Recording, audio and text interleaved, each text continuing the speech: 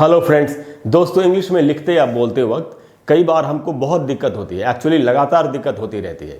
इसका कारण मैं आपको बताता हूँ। इसका एक कारण है, एक बहुत ही बेसिक बात, एक बहुत ही बेसिक रीज़न है इसका।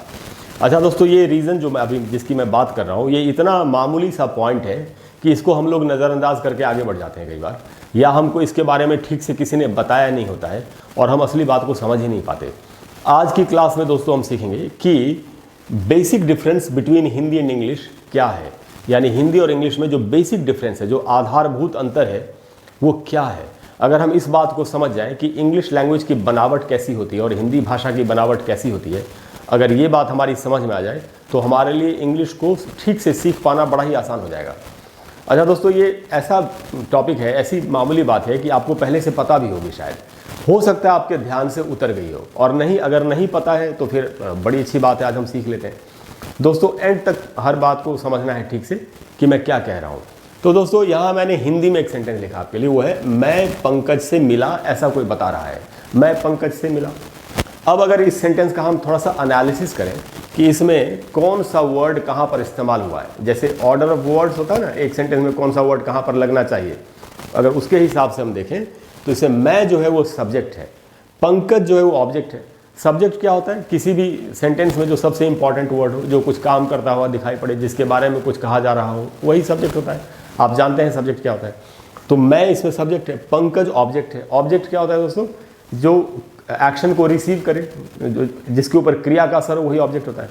और उसके बाद दोस्तों वर्ब, मिला, मिलना एक क्रिया है, तो यहाँ पर हमने लिखा वर्ब। यानी हिंदी लैंग्वेज का स्ट्रक्चर होता है, सेंटेंस में पहले आता है सब्जेक्ट, फिर आता है ऑब्जेक्ट, फिर आता है वर्ब।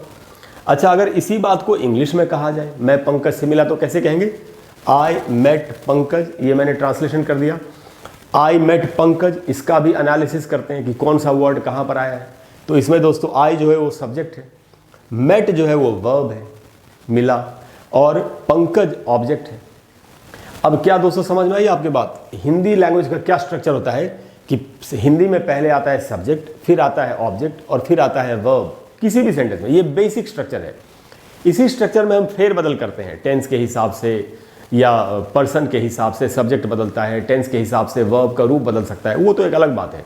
लेकिन जो फाउंडेशन होता है, जो नींव होती है मकान की, तो भाषा की जो नींव है, अंग्रेजी भाषा की, हिंदी भाषा की, वो यही है, यही बेसिक स्ट्रक्चर है। ये जानना सबसे पहले ज़रूरी है। तो क्या बात समझ में आई दोस्तों कि हिंदी लैंग्वेज का जो बेसिक स्ट्रक्चर होता है, उसमें क्या स्ट्रक्चर होता है? सब्जेक्ट, फिर ऑब्जेक्ट, फिर वर्ब। और इंग्लिश लैंग्वेज का जो स्ट्रक्चर होता है वो होता है सब्जेक्ट, फिर वर्ब, फिर ऑब्जेक्ट। यानी सब्जेक्ट ऑब्जेक्ट वर्ब, यानी subject plus object plus verb. ये हिंदी लैंग्वेज का स्ट्रक्चर है। इंग्लिश लैंग्वेज का बेसिक स्ट्रक्चर है सब्जेक्ट, फिर वर्ब, फिर ऑब्जेक्ट, यानी SVO। अब आप समझ गए दोस्तों असल में प्रॉब्लम क्या है? प्रॉब्लम क्या है कि हम बचपन से हिंदी बोलते आए, या जो भारत की दूसरी कोई भी भाषा है वो बोलते आए। हिंदी या भारत की किसी भी अन्य भाषा का यही स्ट्रक्चर होता है, subject plus object plus verb. हमारे दिमाग में बचपन से यही स्ट्रक्चर सेट है। हम जब भी हिंदी में बोलते हैं तो हम इसी प्रकार से बोलते हैं। हम सब्जेक्ट के बाद ऑब्जेक्ट को रखते हैं, उसके बाद हम वर्ब को रखते हैं। जब हम इंग्लिश में बोलते हैं, जब हम इंग्लिश को सीखना शुरू करते हैं और इंग्लिश में कुछ भी लिखने या बोलने की कोशिश करते हैं, तो जो बचपन से हमारे दिमाग में, सब कॉन्शियस में, हमारे अवचेतन मन में जो स्ट्रक्चर सेट है, हम उसी के अनुसार इंग्लिश को भी बोलने की कोशिश करते हैं। और हम पहले इंग्लिश में भी हम पहले सब्जेक्ट के बाद हम सीधे सीधे ऑब्जेक्ट को लगाने की कोशिश करते हैं। और ये गलतियां होने का सबसे बड़ा कारण है, ये मैं आपको बता दूं।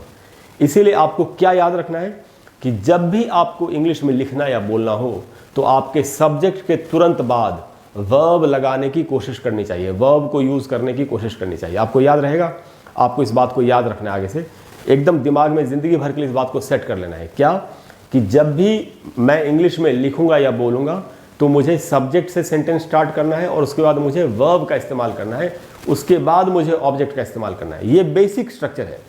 अब इसमें अपवाद भी हैं, कुछ सेंटेंसेज में ऑब्जेक्ट पहले आ सकता है, अलग अलग तरह की बात है, वो तो एडवांस्ड लेवल की बात है। अभी मैं उसकी बात नहीं कर रहा, मैं आपको एक भाषा के स्ट्रक्चर को समझने की बात कर रहा हूँ अभी, कि हमको कैसे समझना चाहिए इंग्लिश को। कि पहले जब भी हम इंग्लिश में कुछ भी लिखेंगे या बोलेंगे, तो पहले सब्जेक्ट लिखेंगे, उसके बाद वर्ब लिखेंगे, उसके बाद ऑब्जेक्ट लिखेंगे। इसके लिए हमको किसी भी सेंटेंस में कौन सा सब्जेक्ट है वर्ड, कौन सा वर्ड वर्ब है, कौन सा वर्ड ऑब्जेक्ट है, उसको आइडेंटिफाई करना पड़ेगा। इसके लिए आपको ये पता रहना चाहिए कि सब्जेक्ट क्या होता है, ऑब्जेक्ट क्या होता है, वर्ब क्या होता है, जो कि पता होना बहुत ही आसान बात है। मैंने अभी आपको थोड़ी देर में बता दिया कि सब्जेक्ट क्या होता है, ऑब्जेक्ट क्या होता है, वर्ब क्या होता है। तो दोस्तों मुझे उम्मीद है कि आप इस बात को समझ गए और आप आगे से जब भी इंग्लिश लिखेंगे या बोलेंगे तो आप इस बात को हमेशा याद रखेंगे। ठीक है दोस्तों मुझे उम्मीद है कि इस क्लास से आपको काफ़ी मदद मिलेगी इंग्लिश लैंग्वेज को ठीक से समझने में, उसको इस्तेमाल करने में। अगर आपको क्लास अच्छी लगी हो तो प्लीज़ वीडियो को लाइक करें और शेयर करें दोस्तों के साथ शेयर इसको ज़रूर करें, जिससे कि सबको इसका फ़ायदा हो। और प्लीज़ चैनल को सब्सक्राइब करें और अगली क्लास में हम फिर एक अच्छी बात सीखने की कोशिश करेंगे। इसके अलावा दोस्तों अगर कोई भी ऐसा टॉपिक है जिस पर आप चाहते हैं कि मैं आपके लिए एक वीडियो बना करके आपको दे दूँ, और अगर मुझे लगेगा कि वो टॉपिक काफ़ी लोगों को फ़ायदा पहुंचा सकता है, तो मैं उस पर वीडियो बना करके आपको ज़रूर दूंगा। Thank you very much. I will see you soon. Bye bye.